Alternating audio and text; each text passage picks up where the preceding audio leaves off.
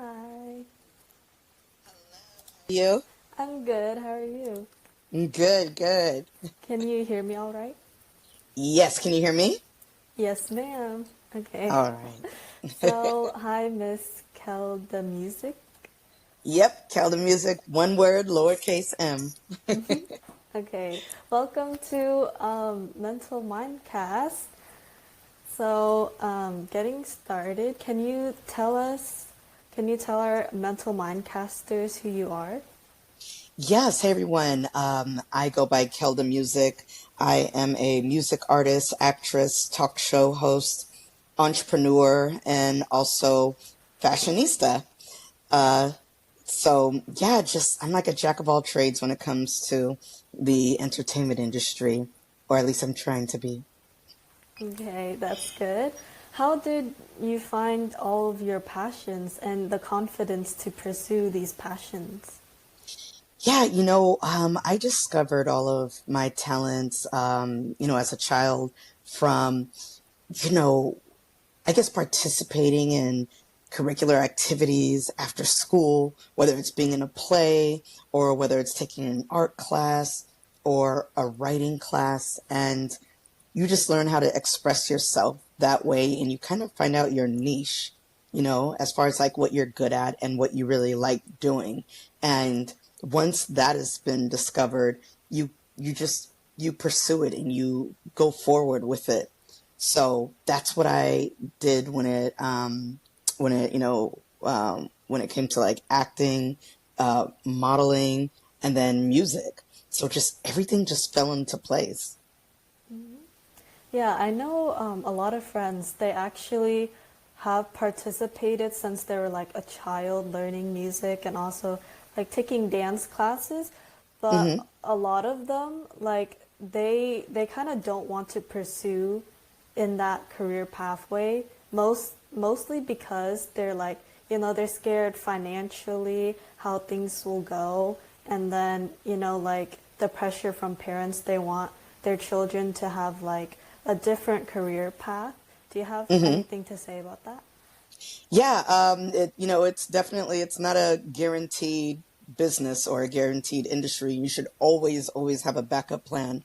Um, I just remember uh, my parents always telling me like, "Hey, make sure your grades are good, and yeah, we'll take you on an audition afterwards." Or yeah, we're going to go to LA next week and we can meet with a couple of casting directors. But if your grades are not good, then that means you're not taking your hobby seriously either. So, Right. again, this business is not guaranteed and it could become a little cutthroat. So you always want to make sure that you have a backup plan just in case things do not follow through. Right, right, I totally agree.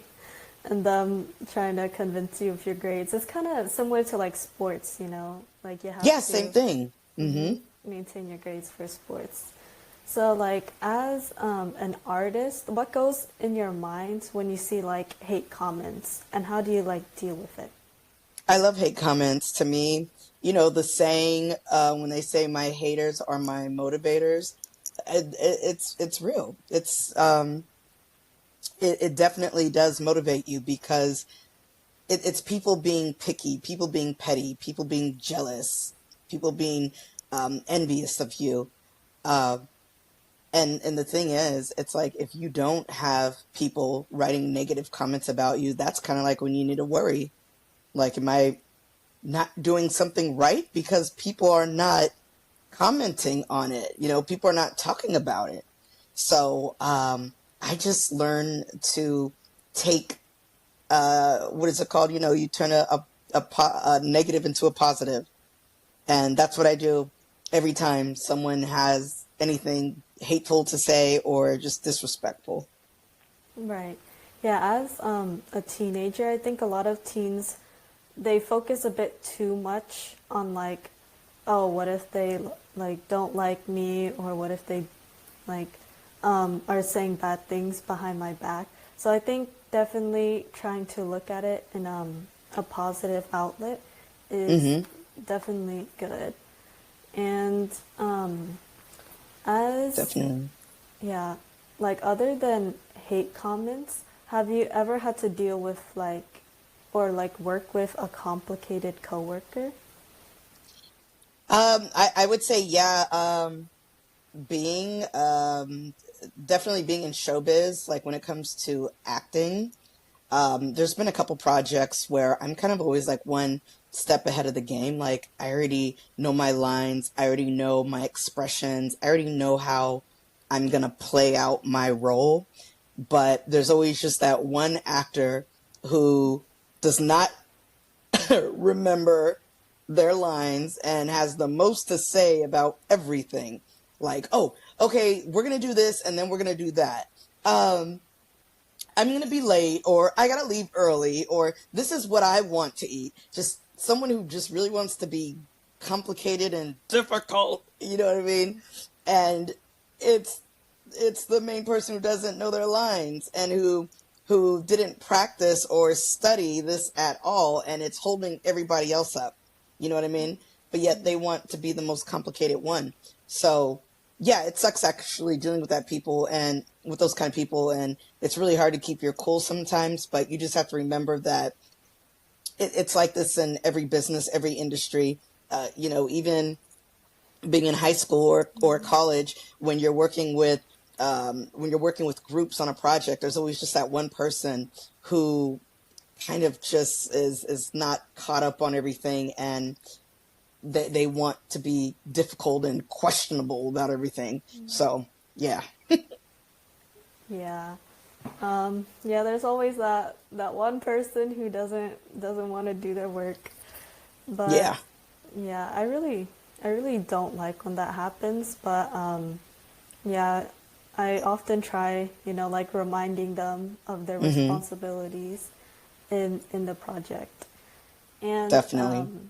as a performer, how do you deal with like stage fright or anxiety? Oh yeah, that's a good question. Before I go on stage, I usually take deep breaths. I do like a breathing exercise to get the butterflies out. And also to kind of just, I don't know, mentally, you just have to think to yourself, like, okay, everyone is coming here to watch you. And if they're not doing what you do, what can they say about you? Let's see them try to get on stage in front of hundreds of people and perform. So I look at it as I'm going to give it all I have, all I got. And I'm just asking people for support. I'm not asking you to judge me or anything. So it's just like a mental process that you go through. You know what I mean? And then know that, hey, it's going to be over with soon, and you move on to the next. But yeah, it's just breathing and exercising, and just also to practicing and honing your craft so that you can build up the confidence to be in front of hundreds of people.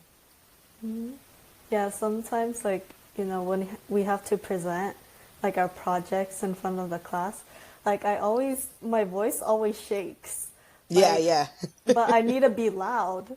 But the louder I get, the more my voice shakes, and I'm just like, oh, like breathe, breathe. Yeah. Yeah, yeah. It's I get like that too, or like if I'm holding the microphone, I'm like, okay, I could see that the mic is shaking. I hope no one else can see this. Right. Yeah, you could just see like, the hands, the legs, they're just like moving back and forth. Yeah, yeah. Had you ever had an embarrassing moment on the stage? Yeah. And it's so funny, like I don't mind admitting it because a lot of other celebrities or people have had the same situation, but there's times where I accidentally tripped on stage. Um, there's even times where like I forgot some of my lyrics and I'm just like standing there and I'll think of something on the spot to do with the audience, like crowd participation. And usually like there's some people who notice what's going on and then some people are just like, hey, they're still just like Vibing. keeping up. Exactly. You know what I mean? Yeah. And then there were a few times where I've had wardrobe malfunctions, and because some things are changed at the last minute on stage, and you're just being thrown out there. You know what I mean? And you're not prepared, and so I'm going out with my zipper down the whole time, or you know what I mean, just something. Mm-hmm. And so one time I performed and like one of the lens on my glasses was missing and I didn't Oh. even notice. I was just like, okay, maybe people just think this is a new style. You know what I mean? But yeah, there was a couple embarrassing moments, and I make fun of those moments. I apologize afterwards. I'm like, yeah, sorry, you guys. I didn't have enough coffee this morning. Didn't get up on the right side of the bed. I'm so sorry. You know what I mean? And people are just like, Yeah. They're laughing yeah, with you, not at you. exactly. And that's the best feeling ever. I So, do yeah. I do like your outfit today, and I like how your red lip matches it. Thank you. Ah, yes. I'm just trying to glitter and glam for you, darling. Okay, so as an entrepreneur yourself, what do you think the mind of an entrepreneur needs to have to be successful? You have to be motivated and you have to understand what you're getting yourself into. And then also, too, you have to focus. If you don't have focus and you want to call yourself an entrepreneur, but you're still doing a whole bunch of other things, but not focusing on being an entrepreneur, then that's not what you are. We can label ourselves as anything, but if we're not really staying focused and at least putting in an hour a day into our goals, then you're not really doing it. Um, there's all kind of blogs and articles that I read that say if you're not at least making one phone call, sending out one email, or talking to another person about your business or your brand or your product, then you're not really doing this. So that's the way to keep things consistent, is at least achieve or accomplish one thing a day pertaining to being an entrepreneur. And you said motivation. How do you get your motivation? Definitely from watching others. I like watching Shark Tank a lot. Oh, I've been watching that since the day it started. I remember discovering that show when I was at the gym one day, and I remember I just put in my headphones and I'm like, okay, what is this show? And I just like the fact that everyone, every entrepreneur that walks in there, they're leaving with something. Even if they're not leaving with an offer from the shark, they're still leaving with advice, with suggestions, with something to help them to keep going. And that's like what I take away from that show. And that's what keeps me motivated, because anytime I'm talking to someone that's in the same field or industry that I'm in, they're always offering me good advice. And I feel like that's what's going to keep me getting better and better and better until I know I'm at the point where it's perfect, or where I need my business to be. So yeah, it's just learning from others and watching other people do the same thing as you. right. Yeah, I think that's a good source of motivation. Yeah, yeah. So, how has being an entrepreneur affect your personal life? I will say that I sleep more often, just because I always worry about not getting enough sleep. And for me, if I don't recharge, then yeah, I'm no good to the world.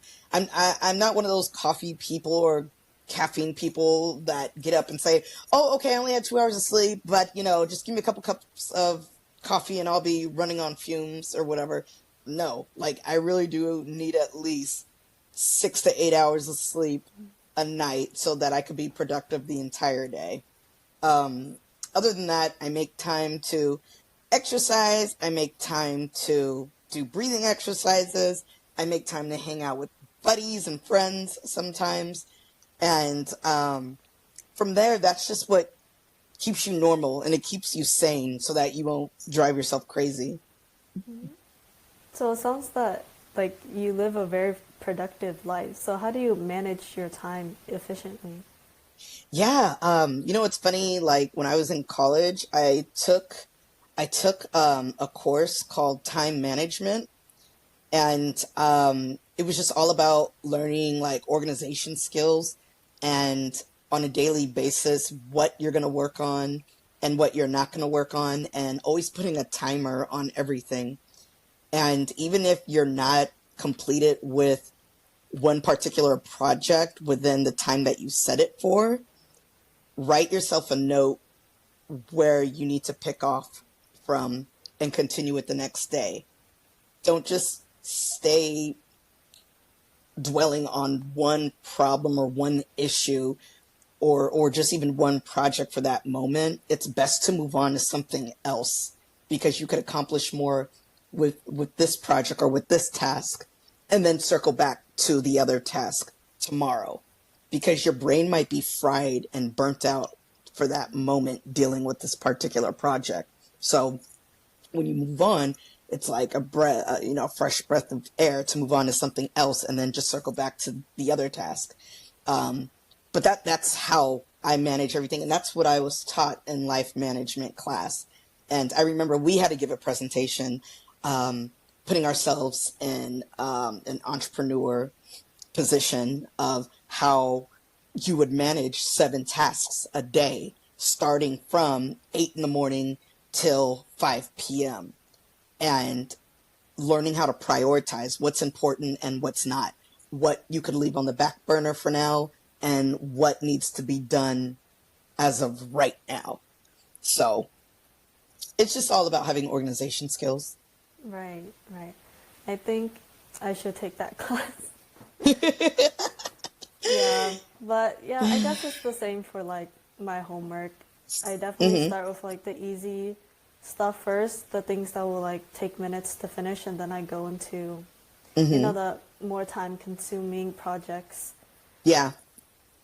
For You know, yeah, if you were to advise your younger self, what is the one most important thing you would want to say to her? I would say, that's a good question, because I was such a go-getter when I was younger. I would say that I could have expanded more and not just be so narrow-minded, thinking, okay, if you're going to concentrate on this dream or goal that you can't do anything else, I should have expanded my horizons a little bit more. I was just too narrow minded, and just kind of putting, one focus into one thing, when really I could have been doing multiple things at once. And again, prioritizing what I want to do, but still moving on to something else as well. Um, so yeah, that's what I would have told my younger, cute self. Yeah. Oh, I definitely agree because like now, going into college, I need to pick a major and then Hmm. probably a minor.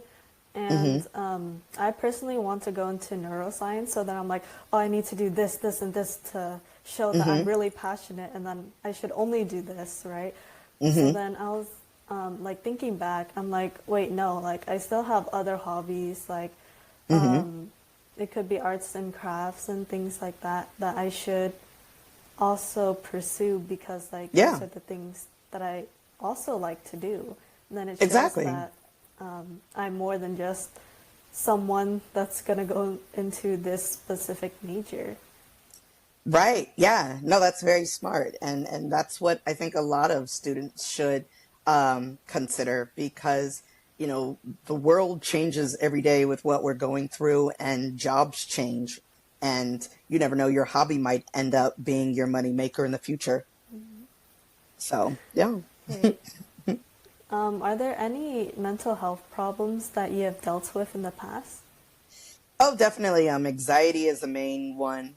And I think, that's why they call it mental, because it's, your brain it thinks however you want it to think.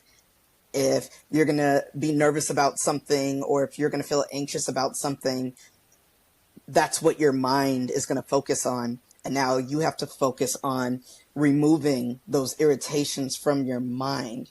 But yeah, anxiety is definitely one of them. And and it's kind of like what half of America deals with on a day-to-day basis. Hmm. Right. Have you ever needed to receive therapy for? Oh yeah. Yeah, I've definitely received therapy a couple times, and therapy isn't for everyone, you know. It just really depends on how you take it and what you take from therapy. And then it also depends if you have the right therapist. Just because they, have their degree and they have several patients they're dealing with doesn't necessarily mean that's the right therapist for you. Some therapists could only relate to certain people. Um, and there's been a few times where I had like a therapist who was too older than myself, and I felt like we just really couldn't relate. You know what I mean? Um, and I know the same that happens with a lot of people that I deal with. So sometimes it just takes shopping around for the right therapist to put you on the right track. Is there anything that you've learned from your therapy sessions that you'd like to share here? Yeah, definitely. That's where the breathing exercises come in, and also just writing down your thoughts like a diary. How do you feel right now? What do you plan to accomplish today? What's your daily routine? You wake up, you drink a bottle of water, you have a cup of coffee, you get on the treadmill for 30 minutes. Uh, from there, you might step out to get some sun. Then you come back and you do some work.